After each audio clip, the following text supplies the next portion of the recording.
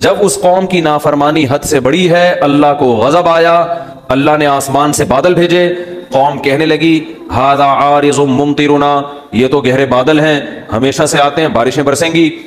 ان کے پیغمبر نے کہا بل ہوا ما استعجلتم بہ، اس سے بارش نہیں برسے گی، اس دفعہ اس بادل سے کیا برسے گا؟ پتھر برسیں گے۔ اللہ ہم سب کو پناہ میں رکھے۔ اور ایسے پتھر برسیں گے تدمر کل شیء بامر ربها، ہر چیز کو اللہ کے حکم سے یہ پتھر توڑ ڈالیں گے۔ ہمارے ہاں جب بھی کوئی دنیا میں طوفان آتا ہے، زلزلے آتے ہیں، بارشوں میں سیلاب آتے ہیں، تو دو انتہاؤں کی طرف لوگ جاتے ہیں۔ ایک انتہا تو ہے جو لبرلزم لوگ ہیں، لبرلزم کو فالو کرنے والے لوگ، جو لبرل نام نہاد لبرل لوگ، وہ کیا کہتے ہیں بھائی یہ قدرت کا نیچر کا ایک سسٹم ہے، کسی بھی وقت کچھ بھی ہو سکتا ہے، لہذا اس میں اپنے گناہوں سے توبہ کرنا، اللہ کے سامنے گڑ گڑانا، ان تکلفات کی بالکل بھی ضرورت نہیں، چاہے کرونا ہے یا کوئی بھی وبائیں ہیں، اس کا خدا کے عذاب سے کوئی تعلق نہیں ہے۔ بھائی پلیٹیں ہیں زمین کی، ہلیں گی تو دھسیں گے سارے۔ جب زمین سے اتنی گیس نکال رہے ہو، اتنا آئل نکال رہے ہو، تو خلا پیدا ہوتا ہے نا، وہ خلا پورا ایسا ہی ہوگا کہ ایک طرف کا حصہ کھسک کے یہاں جائے گا، تو وہ زمین ہے، وہ کوئی چھوٹی موٹی چیز تو نہیں ہے۔ جب ادھر سے کھسک کے گیا تو دو چار پہاڑ دائیں بائیں ہو گئے، جب دو چار پہاڑ دائیں بائیں ہوئے تو وہ باقی ایڈجسٹ کرنے کے لیے وہ بھی کھسک جاتے ہیں، تو کھسکتے کھسکتے دہلی سے زلزلہ چلا تھا اور پہنچتا کہاں تک ہے؟ لاہور تک، اور درمیان میں بہت سے لوگوں کو لقمہ اجل بناتا ہوا جاتا ہے۔ تو وہ کہتے ہیں تو سائنٹیفک حقیقت ہے، اس کا خدا کے عذاب سے اور ثواب سے کیا تعلق ہے بھائی؟ کیا کریں یار، پھر وہی باتیں اب سمجھانا مشکل ہو رہا ہے۔ وہ کہہ رہے سیلاب جو آتا ہے نا، یہ دریا کا پانی امڑ آیا اور گاؤں کے گاؤں پی گیا، اس کا کسی کے نیک اور برے ہونے سے کوئی تعلق نہیں ہے، نہ اس میں خدا سے توبہ استغفار کرنے کی ضرورت ہے۔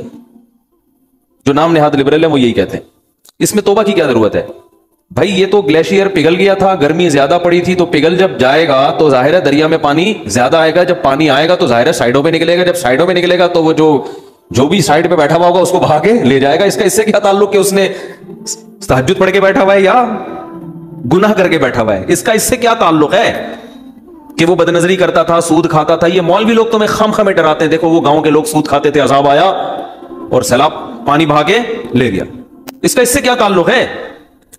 اس لیے توبہ وبہ کرنے کی ضرورت نہیں ہے۔ یہ بھی ایک انتہا ہے۔ دوسری انتہا جو بعض مذہبی لوگ کرتے ہیں، وہ انتہا یہ ہے کہ ہر قدرتی آفت کو کسی گناہ کا نتیجہ قرار دیتے ہیں۔ یہ بھی 100% غلط ہے، نہ قرآن کی یہ تعلیمات ہے، نہ نبی صلی اللہ علیہ وسلم کی یہ تعلیمات۔ ہمیں پتہ چلتا ہے اسلامی تاریخ سے، قرآن و سنت سے، کہ بہت سے نیک لوگوں پر بھی عذاب آئے ہیں۔ مدینہ منورہ میں قحط پڑ گیا تھا، لوگ بھوک پیاس سے مرنا شروع ہو گئے تھے، حضرت عمر کا دور خلافت تھا۔ اس سے اچھا دور کائنات میں آ سکتا ہے؟